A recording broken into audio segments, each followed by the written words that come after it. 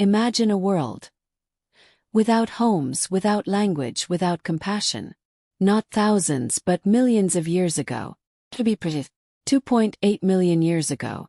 In that era, humans had not yet ruled the world. They were not the kings of the food chain. They were not the apex hunters. They were prey. And predators too. This is where the story begins. Not a story of progress, but a story of blood, of stone, of ancient humans who lived on the brink of death every day. Their lives are not recorded in history books, not told in school lessons, but their traces remain in their cracked bones, in the first stone weapons that carved out resistance. This story is not for the faint of heart. 'Cause here, humans are monsters to each other.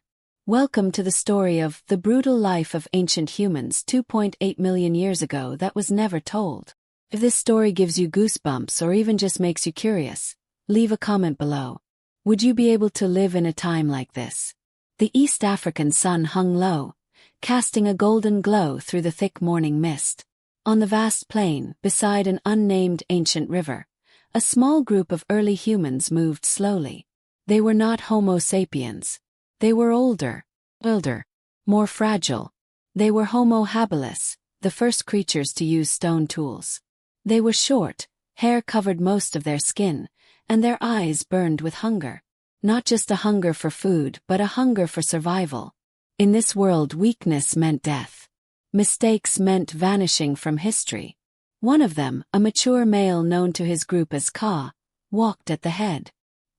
His left hand held a sharp stone he had sharpened the night before, while his right hand clutched raw, half-rotten meat from yesterday's kill. The stench was strong, but to them it was hope. Food.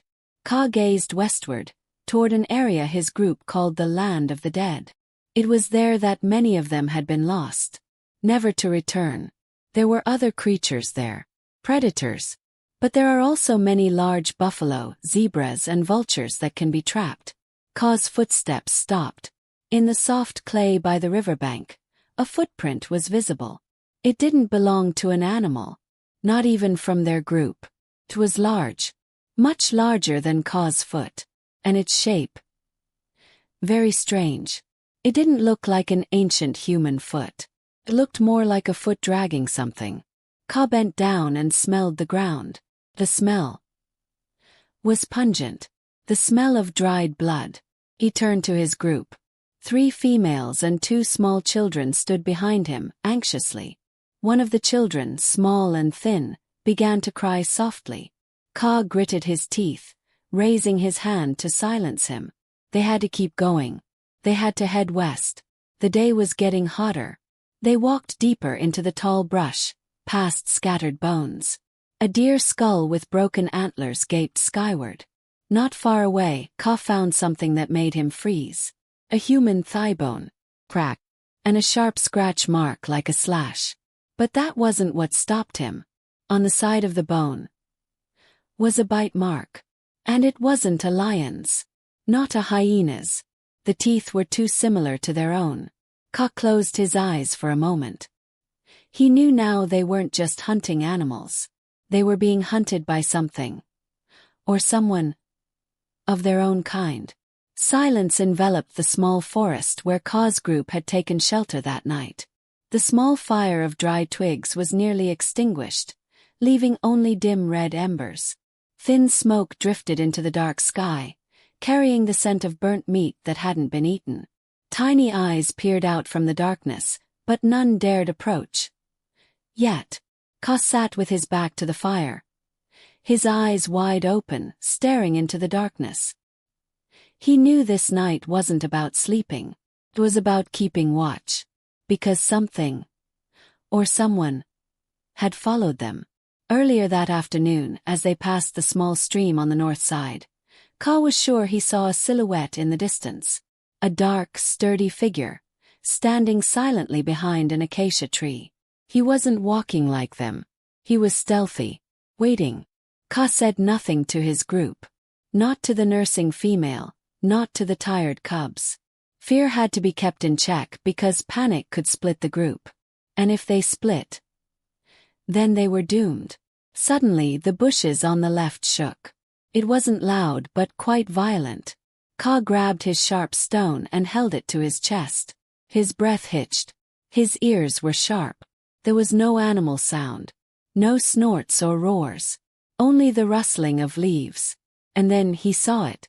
The figure emerged half out of the darkness. It walked on bow legs like them, but its build was larger. More muscular. Its face was obscured. But Ka could see a large scar on its left cheek. The figure's eyes held something unfamiliar.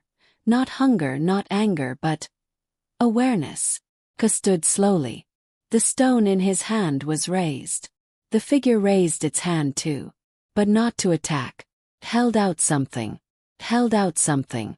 A severed human arm. Still fresh. Still dripping blood. Without a word, the figure threw it toward the fire and retreated behind a bush. The children began to wake. One of the females let out a soft cry. Ka just stared at the fire. The severed arm was now starting to burn black. He knew now that the predator was no wild animal. Not a lion. Not a leopard. It was an ancient human like them. But not from Ka's group. Not a hunter of animals.